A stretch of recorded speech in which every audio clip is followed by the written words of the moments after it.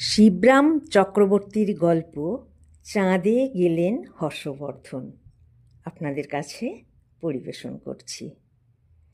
চাঁদে গেলেন, হ্যাঁ, তবে চন্দ্রলোকে নয় কো ঠিক, চন্দ্র নামক বালককেই বলতে হয়। আমার ভাগ্নে চাঁদুকে নিয়েই তিনি গেলেন। হয়েছিল কি, হর্ষবর্ধন ক্ষেত করছিলেন একদিন। এতটা বয়স হলো, কোনো ছেলেপুলে হলো না, আমার এই বিরাট কারবার, এত টাকা করি, আমি মারা গেলে কে সামলাবে? ভাবছি তাই একটা পুষ্যিপুত্র নেব। কেন গোবরা? আমি বলতে যাই, শ্রীমান গোবর্ধন তো আছে। গোবরা আমার সহোদর ভাই যে। আমার কথায় তিনি যেন অবাক হন। ভাইকে পুষ্যিপুত্র নেওয়া যায় না কি আবার? তা কেন? আপনার অবর্তমানে কে দেখবে বলছিলেন? গোবরাই তো রয়েছে। গোবরা কদিনার, আমার চেয়ে ক বছরের ছোট ও? আমি মারা যাবার পরেও কি সে টিকবে? আর টেকেও যদি কদিন, বড়জোর 2-4 বছর। তারপর আমার এই বিষয় সম্পত্তি। না না, টিকবে বই কিসে? আমি বলি, যদিও আপনার ঠিক কাঠের মতো নয় জানি, তাহলে গোবরাকে আমার টিকসই মনে হয়। আকাঠ তো, আকাঠরা ট্যাকে বেশি। আপনি জানেন না, ও যেরকম দাদা ভক্ত, আমি মারা গেলে আমার বিরহে ও আর বাঁচবে কিনা সন্দেহ। না না, আপনি বালক টালক দেখুন মশাই, অনাথ বালক। অনাথ বালক? হ্যাঁ, আমার বউ দুঃখ করছিল, জীবনে মা ডাক শুনতে পেল না। মা মা মধুর ধ্বনি শোনার ওর ভারী বাসনা। ওর এই বাসনা আমি চরিতার্থ করতে চাই বেঁচে থাকতে থাকতেই। তাছাড়া আমারও শখ হয় ওই সুমধুর ডাক শোনার, মা ডাক। না না, মা কেন, বাবাই তো। ও তো তবু মধুর ধ্বনি শুনতে পায় মাঝে মাঝে। গয়লা ধোপা ফেরিওয়ালা সবাই ওকে মা বলেই ডাকে, কিন্তু আমাকে বাবা বলতে কাউকে শোনা যায় না। আমাকে বাবা বলবার কেউ নেই। আমি চাই আমাকেও কেউ বাবা বলুক।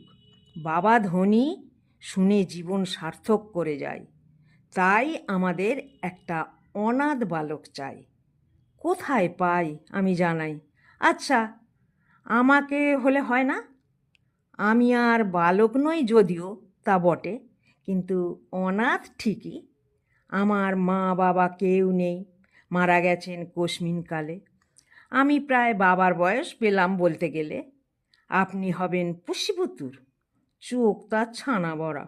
বাবা বলে ডাকতে পারবেন আমায়? চেষ্টা করব, চেষ্টার অসাধ্য কী আছে?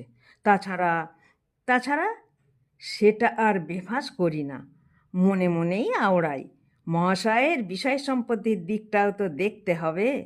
লজ্জা করবে না বাবা বলতে, এত বেশি বয়সে বিলকুল পরের বাবাকে?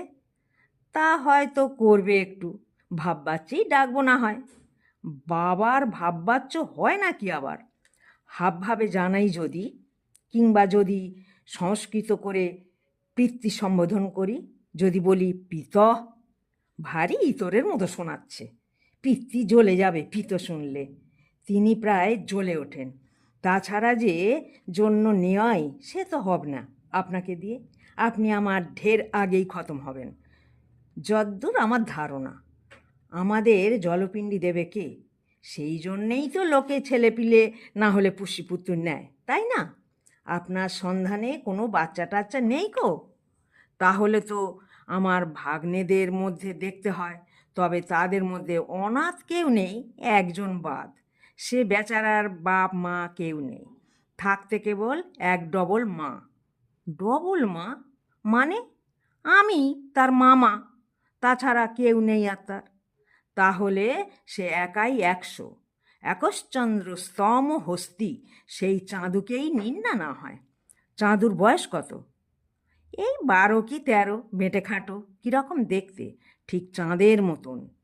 নাম শুনেছেন না, চাঁদু? চাঁদপানা চেহারা, আমি জানালাম। তারপর বাড়ি ফিরে জপতে বসলাম চাঁদুকে। হর্ষবর্ধনকে মাঝে মাঝে ডাকলেই হবে, তবে ওর বউকে কিন্তু হরদম। উনি সবসময় মা ডাক শুনতে চান। যখন তখন মা মা রবে সুমধুর স্বরে, পারবি তো? ঠিক বেড়ালের মতন, প্রায়, তবে আকার ওকার বাদ দিয়ে, ম্যাও নয়, মা কেবল। খাওয়া দাওয়া ভারী জুত রে ওদের বাড়ি, হরদম খেতে পাবি, সব রকম খাবার সব সময় মজুদ। চাঁদুও খুব মজবুত ও বিষয়ে, সঙ্গে সঙ্গে রাজি।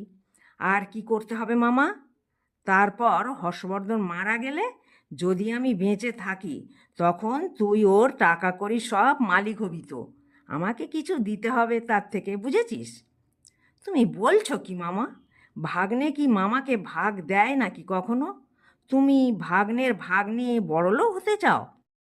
দিবি না যে তা জানি, তা যাগ্গে, না দিস নাই দিস, না দিলি তোর ভাগ্য ফিরলেই আমি খুশি।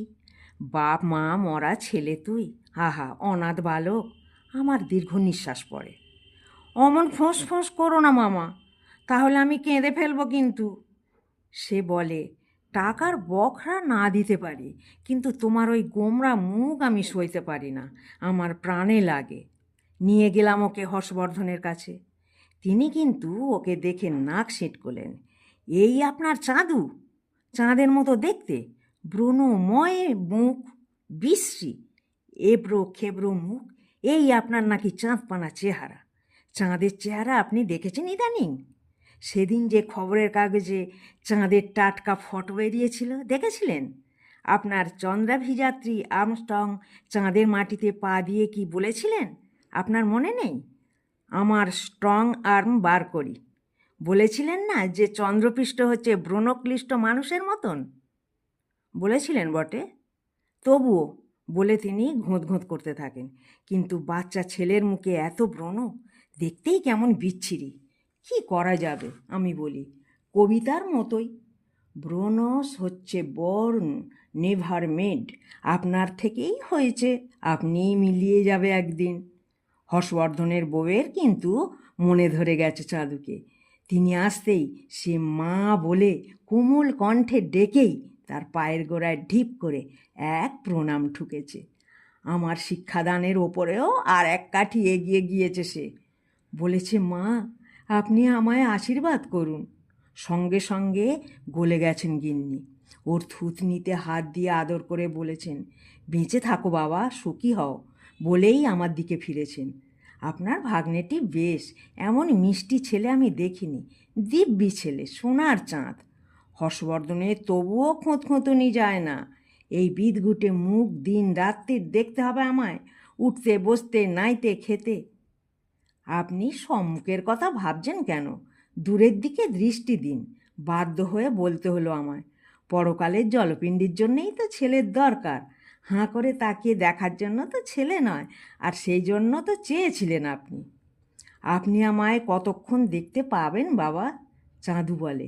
আমি তো বলতে গিয়ে চেপে যাই, আমি কতক্ষণ আপনার সামনে থাকবো আর? ও, তুমি বুঝি সারাদিন পাড়াময় টোটো করে বেড়াবে, যত বকাটে ছেলের সঙ্গে আড্ডা দিয়ে ডান্ডাগুলি খেলবে, আর রাত্রিবেলা খাবার সময় বাড়ি ফিরবে? না, আমি বলছিলাম যে আপনি তো সারাদিন আপনার কারখানাতেই পড়ে থাকবেন, কতক্ষণ আর দেখতে পাবেন আমায়, এই কথাই আমি বলছিলাম। আমি তো মার কাছেই থাকবো সব সময়, তাই না মা? হ্যাঁ বাবা, তবে তাই হোক। হর্ষবর্ধন বউয়ের কাছে হার মানেন। রাহু না হয়েও, আর্মস্ট্রং না হলেও চন্দ্রগ্রহণ হয়ে গেল হর্ষবর্ধনের। বউয়ের উপরোধে আমার ঢেঁকিটা তিনি গিললেন।